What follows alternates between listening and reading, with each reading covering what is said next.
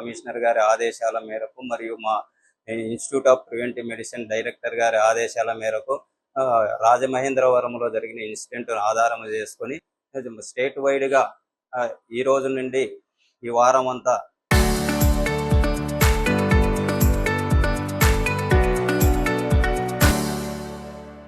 ప్రతి జిల్లాలో మిల్క్ శాంపిళ్లను నమూనాలను సేకరించి ల్యాబ్లకు పంపించి ఆ ల్యాబ్ టెస్ట్ రిపోర్ట్లు తీసుకొని అందులో ఏదైనా అడల్టేషన్ వస్తే ఆ అడల్టేషన్ ప్రకారం వారిపై FSSA యాక్ట్ ప్రకారం చర్యలు తీసుకోండి అని నిన్న జూమ్ మీటింగ్ నిర్వహించి మాకు తగు ఆదేశాలు ఇవ్వడం జరిగినది.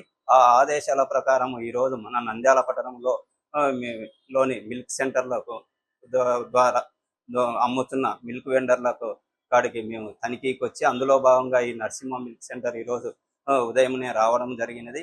ఇక్కడ ఈ మిల్క్ సెంటర్ను తనిఖీ చేయడం జరిగినది. ఆయన పాలు కూడా మన ర్యాపిడ్ కిట్స్ చిన్న చిన్న కిట్స్ ఉన్నాయన్నమాట. దీంట్లో ఈ కిట్స్ ద్వారా మేము టెస్ట్ కూడా చేయడం జరిగినది. ఈ టెస్ట్లలో అన్ని నార్మల్గానే ఉన్నాయి. యూరియా కానీ స్టాచ్ కానీ ఇలాంటివి మాల్టోడెక్స్ కానీ ఎలాంటి కల్తీ లేవు.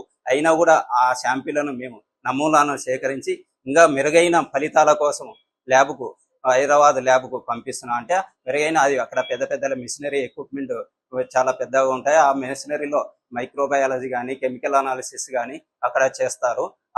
దానిలో ఏమన్నా రిజల్ట్ వేరియేషన్ వచ్చినా కూడా బేస్ చేసుకుని వారిపై తగు చర్యలు తీసుకున్నాను. అలాగనే నంద్యాల పట్టణంలో ఉండే మిల్క్ వ్యాపారస్తులందరికీ తెలియజేయడం ఏమనగా స్వచ్ఛమైన కల్తీ లేని పాలను మీరు పాడి రైతుల దగ్గర నుంచి సేకరించి ఈ నంద్యాల ప్రజలందరికీ అమ్ముకోవలసిందిగా కోరడమైనది. అలాగనే ప్రతి పాల వ్యాపారస్తుడు ర్యాపిడ్ కిట్స్ అనేది ఈ రోజుల్లో మనకు మార్కెట్లో దొరుకుతున్నాయి. ఆ ర్యాపిడ్ కిట్స్ ప్రతి వ్యాపారస్తుడు మీరు వినియోగానికి ఇచ్చేటప్పుడు మీ పాలను చెక్ చేసుకొని ఇవ్వగలను.